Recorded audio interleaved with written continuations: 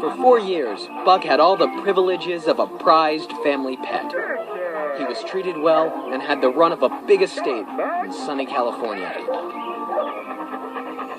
But in one day, all that changed. Buck was stolen and sold to strangers.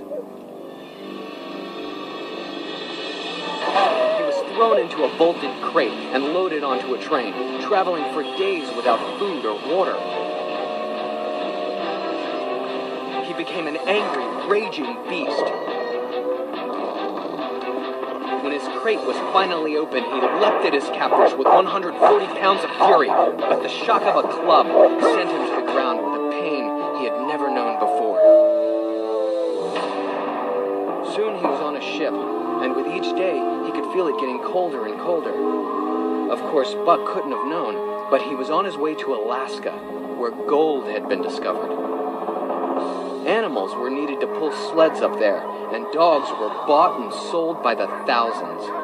In Alaska, his new owner put a harness on him, like the ones he saw on horses back home. Now, he was a working animal. The North was harsh and the other dogs were wild and savage. Buck had to learn to survive. At night, he burrowed under the snow for a warm place to sleep.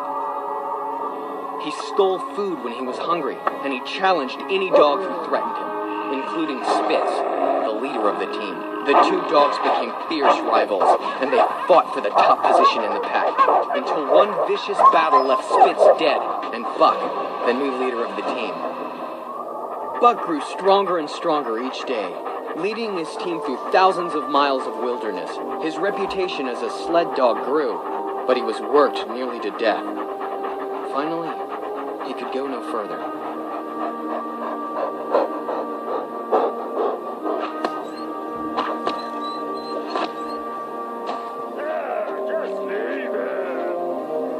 A gold prospector named John Thornton came to Buck's rescue. Get out of here! Leave that dog alone! Thornton understood dogs, and Buck learned to love and trust him.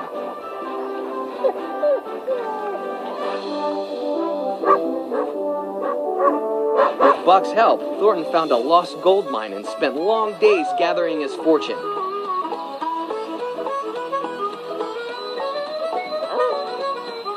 Buck began to go off on his own, hunting for food and roaming through the forest. More and more, he was becoming an animal of the wild, like his ancestors. When he returned to camp one day, Buck saw something that was almost too painful to bear. His beloved friend Thornton had been murdered. Full of grief and rage, Buck took his revenge on the killers.